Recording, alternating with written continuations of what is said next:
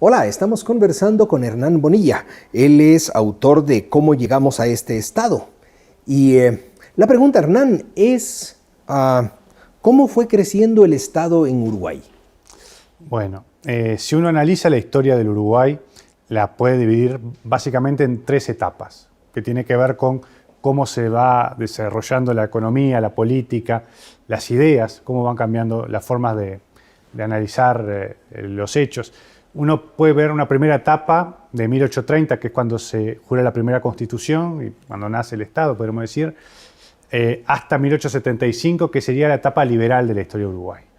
Es una etapa donde hay un sistema de banca libre, donde hay reformas comerciales que van bajando las tarifas, van bajando los aranceles, no hay empresas públicas, muy escasa intervención del Estado en la economía, y en esa etapa Uruguay alcanza un producto por habitante igual al de los países del primer mundo, igual al promedio, por ejemplo, de Estados Unidos, Francia o Inglaterra.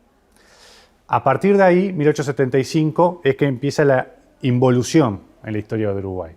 Aparece primero la ley proteccionista, ley de curso forzoso, cese de pago de la deuda, y ahí empieza también a crecer el Estado.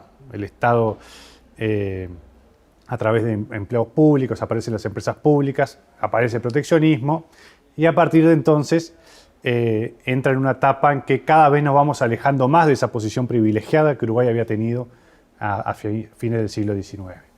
¿Y cuáles son las consecuencias? Y las consecuencias son muy claras. La historia de Uruguay es casi un caso de laboratorio para los liberales del mundo, porque podemos ver cómo nos fue muy bien, a pesar de conflictos y guerras civiles y otros episodios complejos que hubo en la historia de Uruguay en el siglo XIX, un país muy próspero y que alcanza un lugar de privilegio en el mundo. Y cómo a partir de que empiezan a aplicarse medidas estatistas y proteccionistas, cada vez nos vamos alejando más de esa posición, al grado de que estamos hoy, que es un tercio de nuestro producto por habitante del de los países del primer mundo.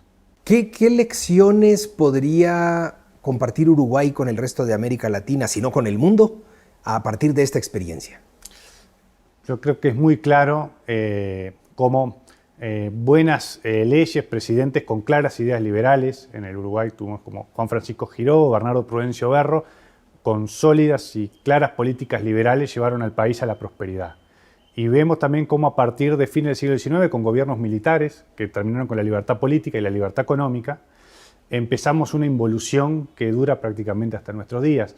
En Uruguay prevalece y hay un cambio de cultura muy grande, de esa cultura liberal, del emprendedor, del inmigrante que venía a trabajar duro y a ahorrar para crecer, a una cultura estatista del empleo público, un comportamiento rentista de los empresarios, que eso se empieza a dar claramente en el siglo XX y es el principal mal cultural del Uruguay. En este periodo, ¿cuál es tu momento favorito? Mi periodo favorito de la historia de Uruguay es entre lo que llamamos el fin de la Guerra Grande, que fue un conflicto bélico internacional muy importante, 1851 y 1875.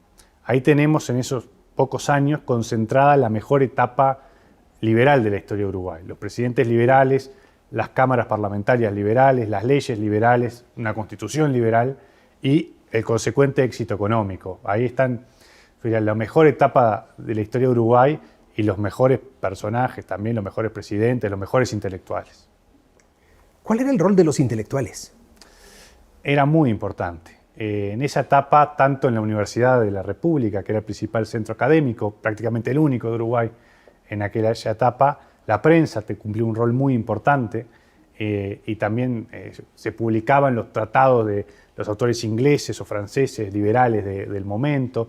Todo confluía en una cultura claramente liberal. De los autores favoritos de los intelectuales uruguayos de aquella época eran Adam Smith o Bastiat. Para dar una idea de las cátedras de la universidad, eran todos profesores de claras ideas liberales, y eso se plasma en ideas que dominan en las aulas, que dominan en la prensa y que en consecuencia dominan en la política y llevaron a Uruguay a esa posición privilegiada de la que gozó mientras duró el predominio de estas ideas liberales. Finalmente, Hernán, si un estudiante se acerca y te pregunta ¿qué no debemos hacer para estropear un país próspero? ¿Tienes algún consejo a partir de esta experiencia histórica? Y hoy podemos sacar algunas lecciones. Una es cuando el Estado se empieza a meter en todos los aspectos de la vida económica, la economía tiende a estancarse. No hay progreso económico cierto y constante con un Estado con fuerte presencia en la economía. Lo otro es mantener los impuestos a un nivel razonable y lo más bajo posible para que tampoco sea un palo en la rueda para el crecimiento económico del país.